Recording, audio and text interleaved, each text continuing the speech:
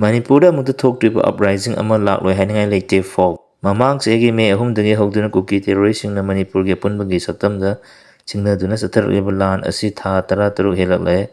Nupi yauna miyoi kya minungsi yauduna mihat thina hatkiba yung kya mai thakre jiri bamda jahi yaunaba ahal ama tumlingida nungmaina kaptana mihat thina hatuk pikhiba phawba lekre punamag asi yenglaga state asigi miyamna khangba ngambagi pangal wangma langthokiduna Manipur amukta thokidriba uprising ama lakloi haining leite. Federation of Civil Society Organizations (FOX) Manipur ki Secretary Information and Public Relations Neris Mangana khuyik pidana tatarapwa cherol asida thokliba lan asigi anova landa ama oina kugisina drone sinaduna aerial bombing chama rom tawduna state forcing sonkiba amadi mauna ama lekidaba paumi amadi misam kya sopan nanghanbadagi hentoktuna surface to surface short range missile sinaduna landa abada moirangdagi halama lekidaba phawba yaukre. Handak Manipurda kukisina drone attack torukpa amadi missile attack torukpa asi India da ahanba internal security da chauna singnaba thokdok amani haina Indian Army da leiramba retired high ranking officers singna haikiba phawba leire. India gi internal security da chauna singnarakliba amadi misam kya hatlaba phawba Manipurda illegal immigrants singda chatharakliba lan asi India na hujik phawba action amata lokhatana leiriba asi nungda hidden agenda ama leirabra haina haiba asi wahang oina tholakli. Loinana laibak thibadi Government of India ki Prime Minister amadi Union Home Minister ngasi phawba thokdoksing asibu condemn tawba wafam amata phongdoraktaba asini geopolitics ki yengduna emerging power ni hairiba India na kukisingi aggressions lephanba ngamdriba asi chinglaning oiri. India ki internal security da sinaraklaba phawba kukisingi mathakta action amata lokhatpa ngamdriba asi natakpadi nungda kari leiribagi haiba asi haningai oiri. Government of Indian NSNIM amadi Manipur gi yawol lanhau namthanaba linkhatkiba ni hainariba kuki national organization amadi terrorism gi thawongsing chattariba kuki khulai paibasingi mathakta Government of India na wafam amata haiba ngamdriba sigi nunggi wahanthok karino.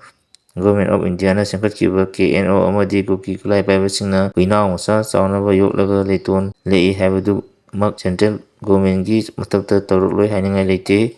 Union Home Minister masamana tillaga MP Swamit Patrana ziyar lauduna Manipur ing tapa hanjalakna pangthokkiba meeting Naga amadi kuki legislature singgi marakta handakta pangthokki mifam adugi matung ikan kanadana maitai kulsingda landaba horukkiba thokdok asimak Government of India bu kukisingna thawaidre haiba lawbu yai. Masida natana ngarang sujiriba Borobreka subdivision gi police station amada phawba bom nongmai kapsanba yum amadi school mai thabana chingba leptuna chatharakli.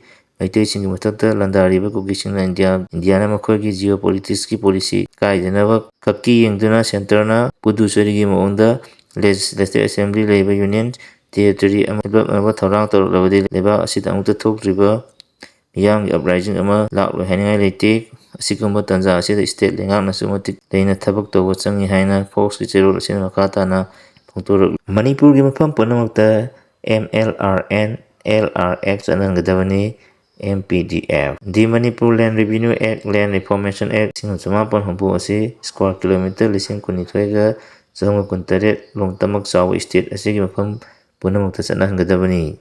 Lengakna kaisu ki kaigi kainosu ki haibagi filmda lengakpanadi tungda litaba purakpa ngamgani thajadi haina Manipur People's Democratic Front na phongtorakli. Manipur Press Club ngasi phaungmisingda unaba amada MPDF ki Secretary Sapam Samawna hai state asigi mafam punamakta Manipur Land Revenue Act Reformation Act 1970 chanhanba haibasi yamna tangai fadabani. Karigidamak state asigi akana mafam kharagaktamak act asi chanahalibano haina Punjab 1958 tagina hojik phawbada leiriba miyamgi mihutchingna khanglamdaba laibak thibani. Ningthau palingei maning makha tamba Manipur oringeida written constitution semduna land tenure system chanaba haukrabani. India da tindringeida the Manipur State Constitution Act 1978 asi Manipur pumbuda chanaki. Hairiba constitution asi chapter 2 article 8 da land administration gi chana kanglon mayek sengna yauri. Manipur India da tinduna part 3 state oiringai matamda parliament Manipur ꯂꯦꯟ revenue ꯑꯦꯛ ꯂꯦꯟ reformation bill ꯄꯨꯊꯣꯛꯇꯨꯅ ꯈꯟꯅꯈꯤ꯫ ꯃꯇꯝꯗꯨꯗ MP ꯑꯣꯏꯅ ꯃꯤꯌꯥꯝꯒꯤ ꯃꯤꯍꯨꯠ ꯁꯤꯟꯈꯤꯕꯁꯤꯡꯅ bill ꯑꯁꯤ ꯑꯦꯛ ꯑꯣꯜꯂꯛꯄꯗ ꯃꯅꯤꯄꯨꯔ ꯄꯨꯝꯕꯗ ꯆꯠꯅꯍꯟꯒꯗꯕꯅꯤ ꯍꯥꯏꯈꯤꯗ꯭ꯔꯤꯕ ꯀꯔꯤꯒꯤꯅꯣ? ꯃꯍꯥꯛꯅ ꯍꯥꯏ ꯂꯩꯉꯥꯛꯄꯁꯤꯡꯅ ꯇꯨꯡꯒꯤ ꯃꯤꯌꯥꯝꯒꯤꯗꯃꯛ ꯈꯟꯗꯨꯅ ꯂꯩꯉꯥꯛꯄꯤꯌꯨ꯫ ꯂꯦꯟ ꯑꯦꯗꯃꯤꯅꯤꯁꯇ꯭ꯔꯦꯁꯟ ꯅꯠꯇ꯭ꯔꯒ ꯂꯦꯟ ꯔꯦꯚꯤꯅ꯭ꯌꯨ ꯍꯥꯏꯕꯁꯤ ꯂꯩꯕꯥꯛ ꯑꯃꯒꯤ ꯊꯋꯥꯏꯅꯤ꯫ ꯑꯀꯛꯅꯕ ꯃꯐꯝ ꯈꯔꯈꯛꯇꯗ ꯂꯦꯟ ꯔꯦꯚꯤꯅ꯭ꯌꯨ ꯑꯦꯟ ꯂꯦꯟ ꯔꯤꯐꯣꯔꯃꯦꯁꯟ ꯑꯦꯛ ꯆꯠꯅꯍꯟꯈꯤꯕꯅ ꯃꯅꯤꯄꯨꯔꯗ ꯉꯁꯤ ꯀꯔꯤ ꯑꯣꯏꯔꯛꯂꯦ? ꯃꯤꯌꯥꯝꯒꯤ ꯃꯤꯍꯨꯠ ꯍꯨꯝꯐꯨ ꯑꯃꯗꯤ MPꯁꯤꯡꯅ ꯈꯪꯐꯝ ꯊꯣꯛꯏ꯫ ꯂꯩꯕꯥꯛ ꯑꯁꯤꯒꯤ ꯀꯣꯟꯁꯇꯤꯇ꯭ꯌꯨꯁꯟꯒꯤ 13ꯁꯨꯕ ꯁꯦꯗꯨꯜꯒꯤ 2ꯁꯨꯕ ꯂꯤꯁ꯭ꯠꯀꯤ ꯑꯥꯏꯇꯦꯝ 94ꯇ ꯂꯝꯒꯤ ꯑꯦꯗꯃꯤꯅꯤꯁꯇ꯭ꯔꯦꯁꯟꯒꯤ ꯄꯥꯋꯔꯗꯤ ꯁ꯭ꯇꯦꯠꯇ ꯄꯤꯔꯤꯕꯅꯤ꯫ ꯃꯔꯝ ꯑꯁꯤꯅ ꯑꯦꯛ ꯑꯁꯤ ꯃꯅꯤꯄꯨꯔꯒꯤ ꯃꯐꯝ ꯄꯨꯝꯕꯗ ꯆꯠꯅꯍꯟꯒꯗꯕꯅꯤ꯫ ꯀꯩꯒꯤ ꯀꯩꯅꯣꯁꯨ ꯀꯤ ꯍꯥꯏꯕꯒꯤ ꯐꯤꯚꯝꯗ ꯂꯩꯉꯥꯛꯂꯕꯗꯤ ꯇꯨꯡꯗ ꯂꯩꯇꯥꯕ ꯄꯨꯔꯛꯄ ꯉꯝꯒꯅꯤ ꯊꯥꯖꯗꯦ ꯍꯥꯏꯈꯤ꯫